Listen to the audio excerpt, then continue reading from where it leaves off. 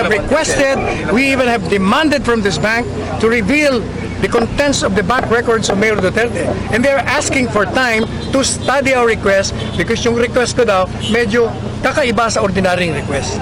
Kasi ang ordinary request, ilabas mo lang yung balance ko. Hindi, ang hinihingi ko certification, mag-issue ka ng certification based on your bank record na walang 211 million whether singly, collectively, or cumulatively deposited to his name.